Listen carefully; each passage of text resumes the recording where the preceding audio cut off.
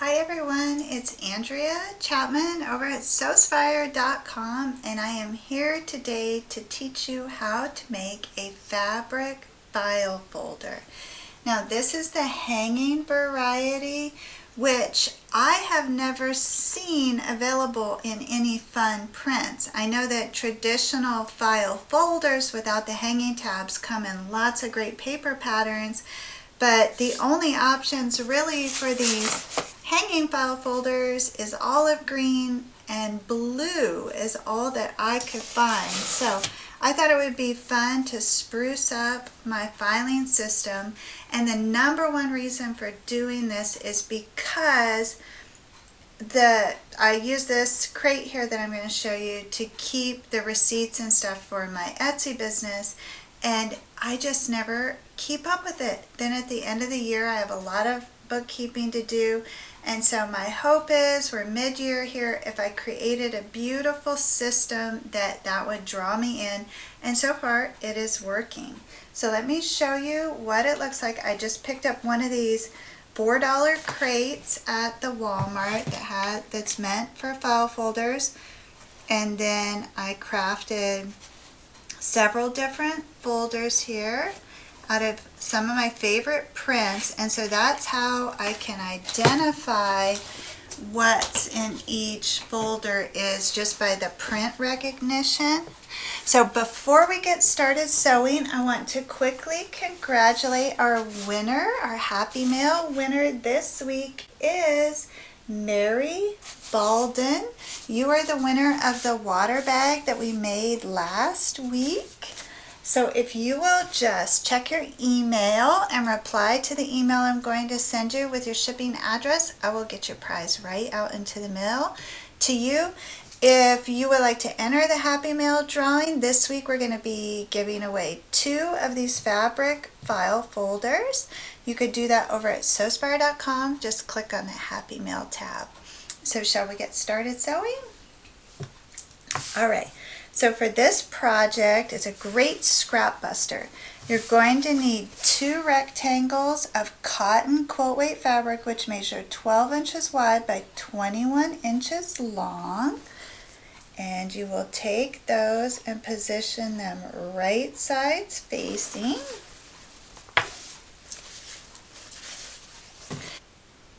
Okay, I have my corners all aligned, pretty sides facing.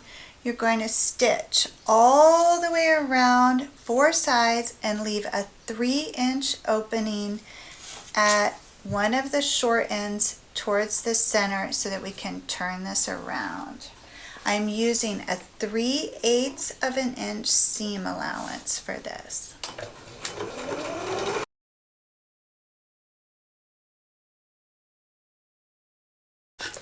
Okay, I've stitched all the way around all 4 sides, and then I have left a 3-inch opening here at the top short edge. So I'm going to reach in and flip this all the way around, poke out those corners, and then head on over to the iron and press everything nice and flat. At that 3-inch opening there, you're going to tuck those edges in just a smidgen, maybe a 1/4 inch, just so it's lined up.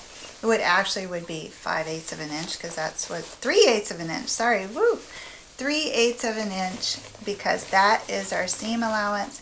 So you will just fold that over and press everything nice and flat.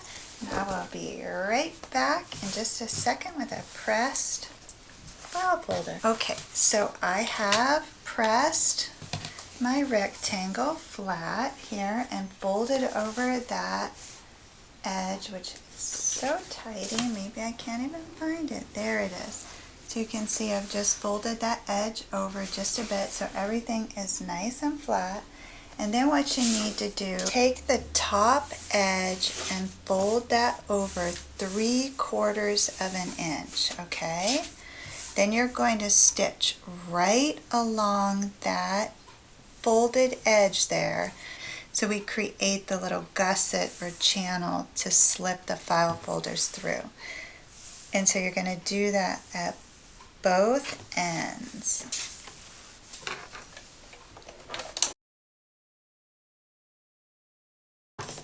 Okay, now I am almost done. I've created the little channel at the top and the bottom, and what I need to do now is harvest these little, I don't really know what to call them, hanging tabs or the metal piece from this file. So you want to use an old pair of scissors. Don't use your good sewing shears for this, and just cut as close as you can to that metal.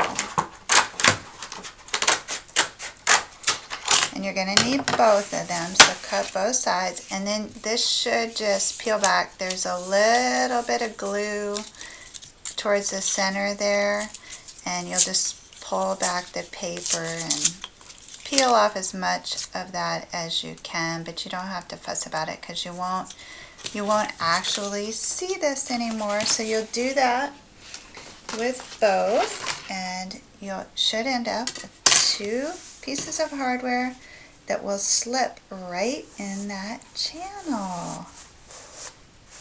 And all you see now are the pretty little white ends. So you slide those both in.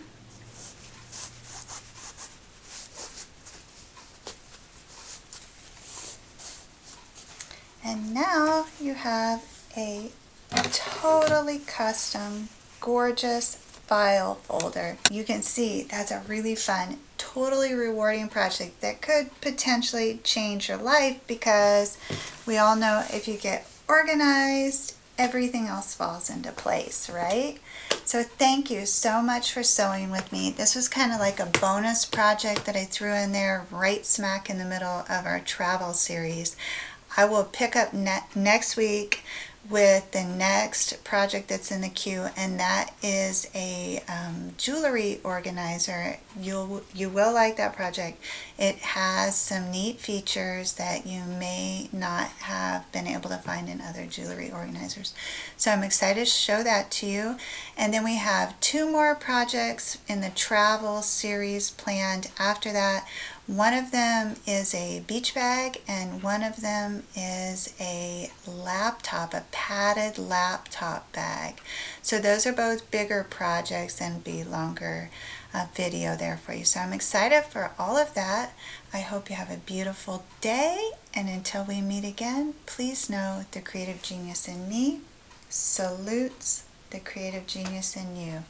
Take care, everyone.